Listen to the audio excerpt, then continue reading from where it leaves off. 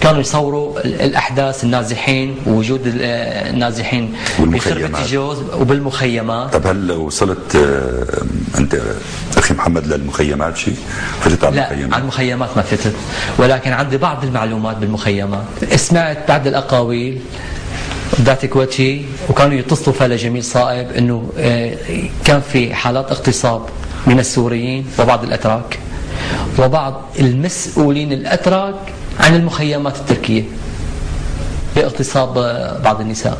طبعا هذا اللي عرفته بوجودي مع جميل صائب، لأني كان هو الحركة الفعلية للمخيمات والسمعية وأي شيء بدهم إياه، المظاهرات ولا مثلا كان يقول له جميل لأحد الأشخاص بالمخيم اليوم بدكم تعملوا مظاهرة كذا كذا عنوانها، اكتبوا لافتات وعملوا سووا يعملوا. تعرفت أنت من خلال ذلك أو عملت لقاءات مع أحد المحطات أو نهائيا أبدا؟ أو تعرفت على أشخاص؟ تعرفت على شخص حمزة غضبان بيطلع على محطة بردة، مذيع إعلامي، فينا تقول إعلامي ومذيع. إعلامي حمزة غضبان. حمزة غضبان كان يعمل عدة لقاءات مثل جميل صائب، نزير وحسين. رجعت على منطقة الرمل، فالشباب هون أنا بعرف من أثناء عملي بالبحر شخص يدعى رشوان، وفائق رشوان بيقولوا له أبو أحمد عاشور بيعرف إنه أنا بتركيا. لما عرف إنه أنا رجعت من تركيا فكرني إنه أنا شغلة كبيرة، إنه أنا من المعارضين وأنا كذا وأنا كذا، فأخذني عرفني على شخص يدعى أبو العبد نعيمي.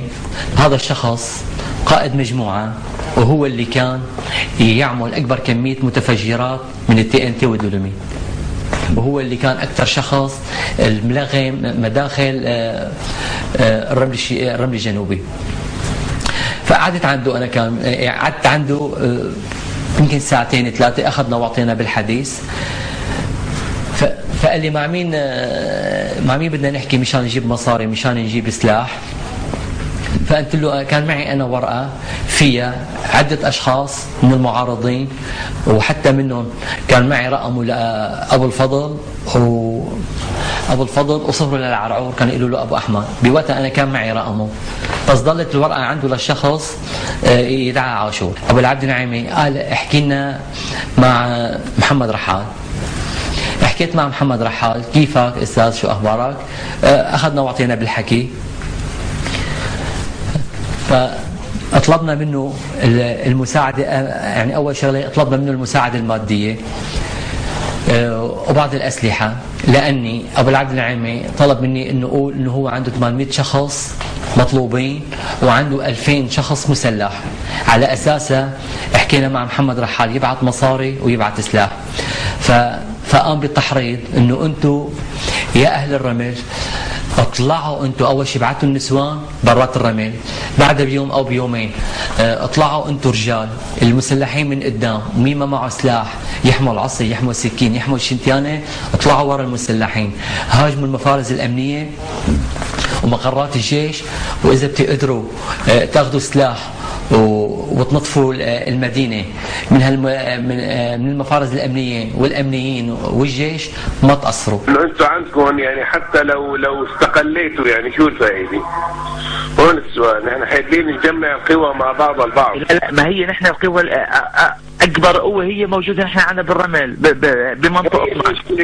هي المشكله انه القوه الكبيره هي لو جمعتوها بمنطقه ضعيفه وهامه احسن من هي ما بنستفيد منها شيء استراتيجيا حبيبي. استاذي الكريم، ما نحن استراتيجيا منسقين مع بقيه المناطق بالمحافظه، منسقين منسقين تماما، يعني بحيث اذا نزلوا عنا اذا نزلوا عنا بدها تشتبك ببقيه المناطق.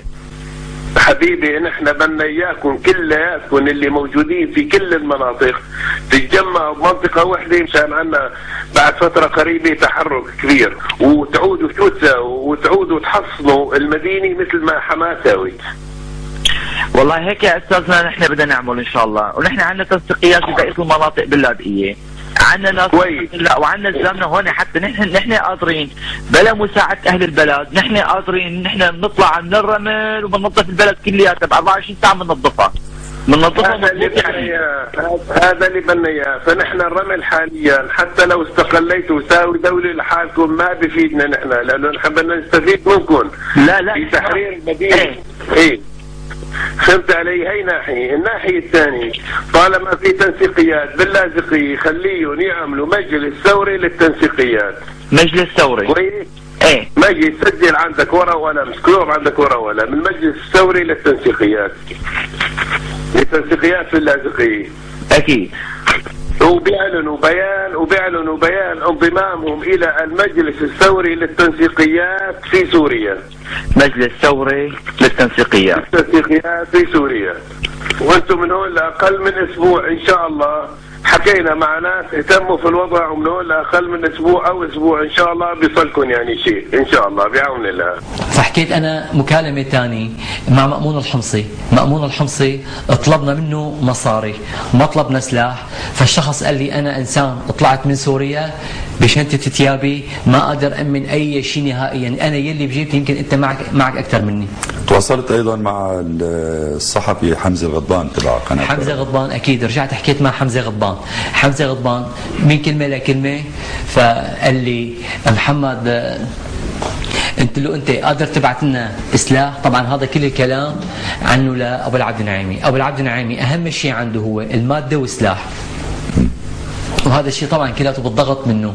فدقينا له قلنا له استاذ حمزه هلا بدنا نسالك سؤال، بعد هذا المصاري او على جنب المصاري فيك تامن لنا سلاح؟ عمل لي ايه صحيح. طيب نحن اذا بدنا نامن لكم سلاح كيف بدنا نبعث لكم اياه على البلد؟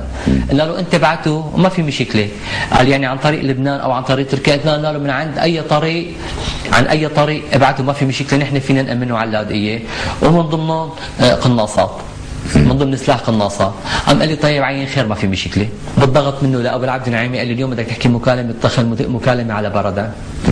فحكيت انا مع حمزه غضبان فقال لي 9 إلا ربع نحن راح ندخل معك مداخله، بس التاريخ بعتقد ما عاد بتذكره، يمكن 3/7 او 13/7 بالضبط، يعني ما عاد بذكر هالتاريخ. بس المهم ادخلت مداخله دق لي 9 إلا ربع. فانا كان ملقمني ابو العبد شو احكي انه في 3 مدافع على مداخل رمل الجنوبي ونحن ناطرين لحتى يفوتوا علينا، نحن محضرين لهم كمين او محضرين لهم شغلات كثير كويسه بحقهم، ونحن ما عم يجبروا بخاطرنا انهم يفوتوا. بهيك حكي. استاذ حمزه كيفك؟ اهلا وسهلا ابو ابراهيم، كيفك؟ الله يعطيكم العافيه. طمني بالله شو الاخبار؟ في ضغط عليكم كثير وعم يحاولوا يحاصروكم بالمدافع والرشاشات. اكيد من امبارح او اول امبارح نزلوا 3 مدافع على 3 محاور من منطقه رمل الفلسطينيه. نعم.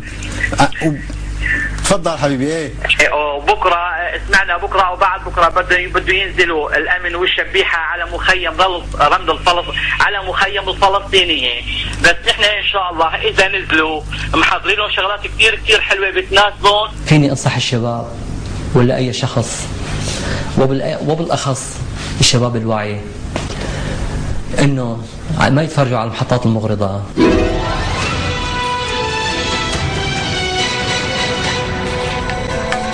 في الملف الفلسطيني دعا تيسير خالد عضو اللجنة التنفيذية لمنظمة التحرير الفلسطيني